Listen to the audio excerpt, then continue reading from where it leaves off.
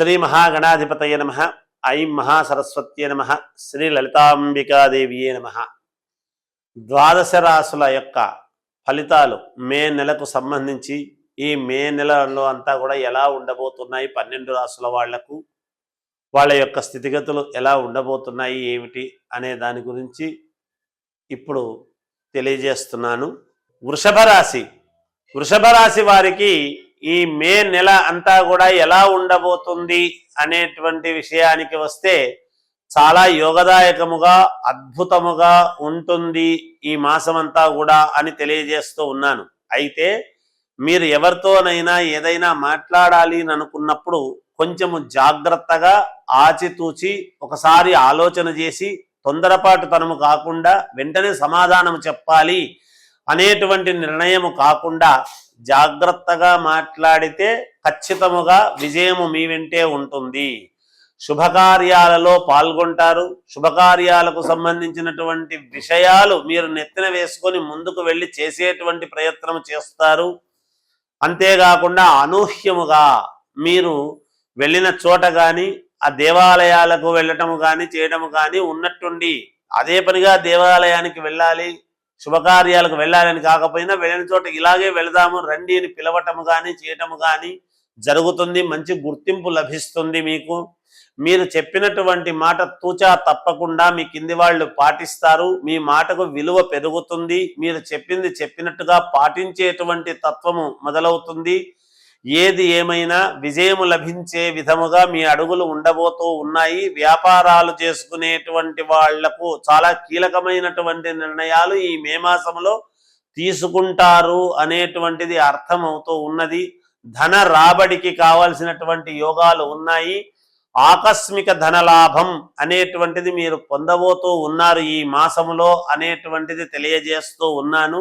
అయితే ఎప్పుడు ఆకస్మిక ధనలాభం వస్తుంది? మన నడవడిక కరెక్ట్గా ఉన్నప్పుడు, మన ఆలోచనలు కరెక్ట్గా ఉన్నప్పుడు, మనము దాని మీద దృష్టి పెట్టినప్పుడు, అందువలన కొంచెము శ్రద్ధగా దాని మీద మీరు చేసేటువంటి పనుల మీద శ్రద్ధ పెట్టి ఎప్పుడైతే చేస్తారో అప్పుడు మీకు విజయవంతముగా ముందుకు వెళ్ళేటువంటి ప్రయత్నాలు చేస్తారుగాక. మానసికమైనటువంటి సంతోషము ఉల్లాసముగా జీవితము గడపడానికి కావాల్సినటువంటి ప్రయత్నాలు చేయటము ఇవన్నీ కూడా జరుగుతాయి. ఇంట్లో శుభకార్యాలు చేసుకోవటానికి కావాల్సిన నిర్ణయాలు తీసుకుంటారు.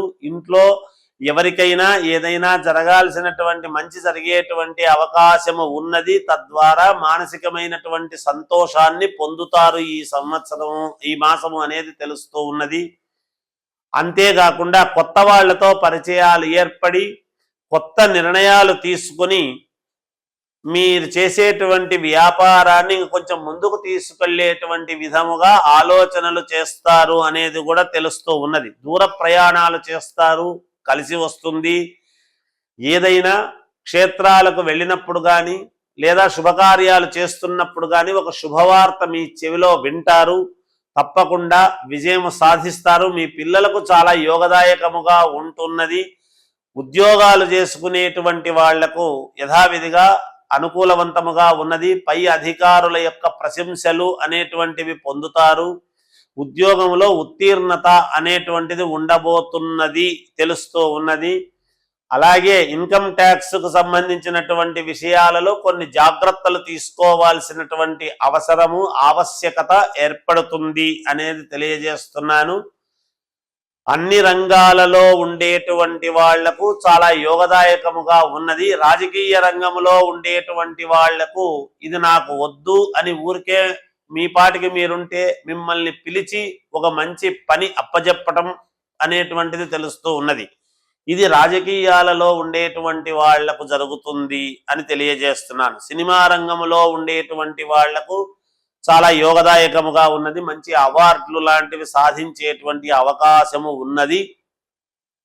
మీరు ఉన్నతమైనటువంటి అడుగులు ముందుకు వేసి విజయాన్ని సాధించేటువంటి దిశగానే ఈ మాసమంతా కూడా ఉంది అని తెలియజేస్తూ జయోస్తు.